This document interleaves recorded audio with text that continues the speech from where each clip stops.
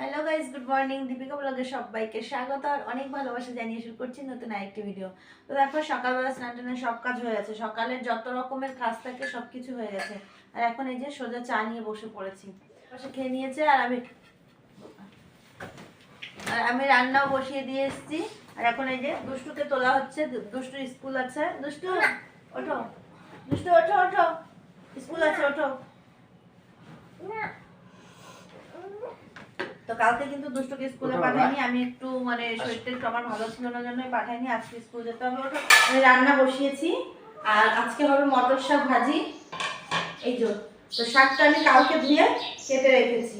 আর একটু বেগুন ভাজি হবে। আর আজকে হবে মুসুর ডাল।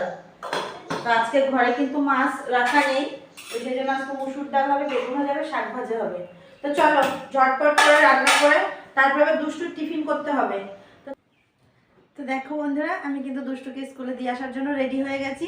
আর দুষ্টু রেডি হয়ে বাইরে চলে গেছে। আর দেখো, এইটা নতুন কুর্তি নিলাম, কেমন লাগছে সবাই একটু কমেন্ট করে জানিও। তো তোমাদের সঙ্গে একটু শেয়ার করলাম, নতুন জিনিস আমার একটু অভ্যাস আছে যে সবার সঙ্গে শেয়ার করা। তো কেমন লাগছে তোমরা একটু কমেন্ট করে জানিও। তো চলো, লেট হয়ে গেছে, 8:30টার মধ্যে বেরোনোর কথা, তো 8:40 হয়ে গেছে।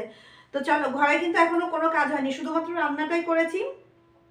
আর রান্নাটা বাড়ি এসে তোমাদের সঙ্গে পরে শেয়ার করছি। দেখো, এখনো বিছানাও গোছানো হয়নি, বাড়ি এসে সব কাজ করব।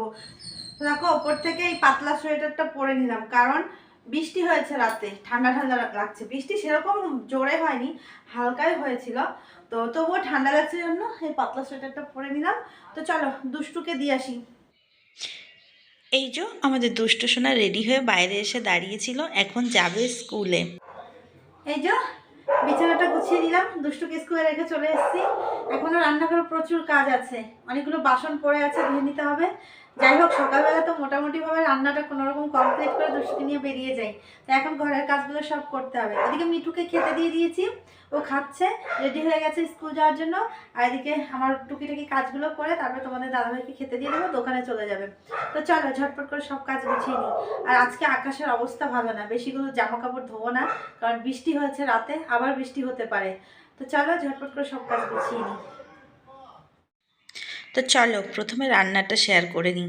রান্না করেছি বেগুন ভাজি, শাক ভাজি, আর হচ্ছে মুসুর ডাল, আর আছে পাঁপড় ভাজা। এটা দিয়ে আজকে দুবেলার খাবার, এটা হয়ে যাবে দুবেলা।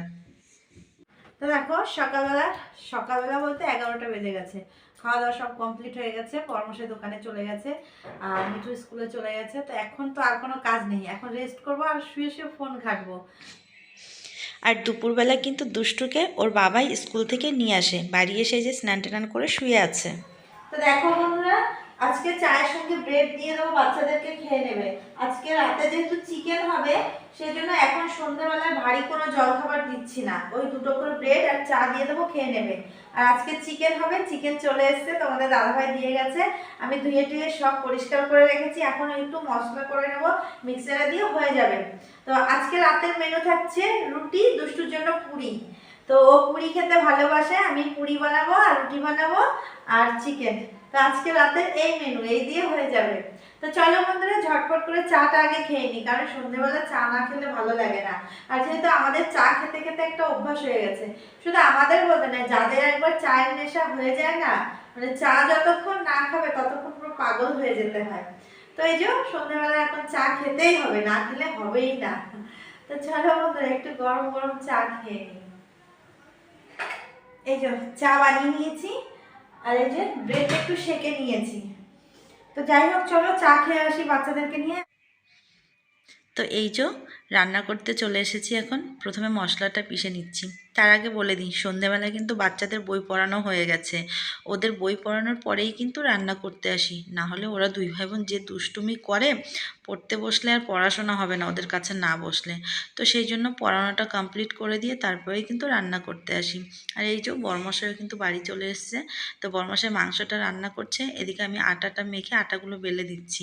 আর এই দেখো, আমি কিন্তু রুটি ভালো করে বেলতে পারি না, তবুও যেরকম পারছি সেরকম করেই বেলে দিচ্ছি। আর বেশিরভাগটাই কিন্তু বরমশাই রুটি বেলে দেয়।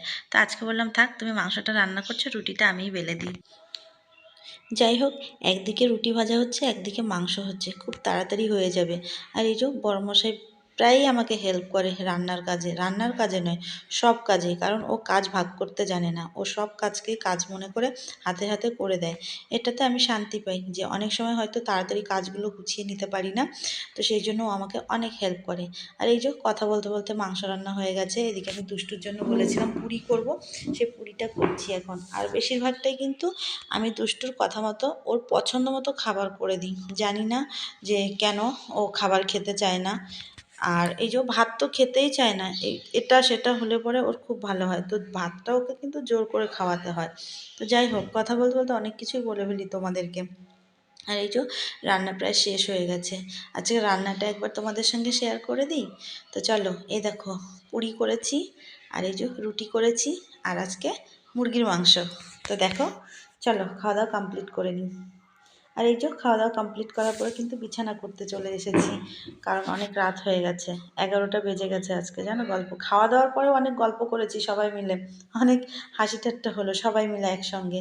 তো যাই হোক, বিছানাটা কমপ্লিট হয়ে গেছে। আর ভিডিওটা যদি তোমাদের ভালো লাগে, অবশ্যই তোমরা লাইক কমেন্ট শেয়ার করে দিও, আর সবাই পাশে থেকো, আমাকে সাপোর্ট করো।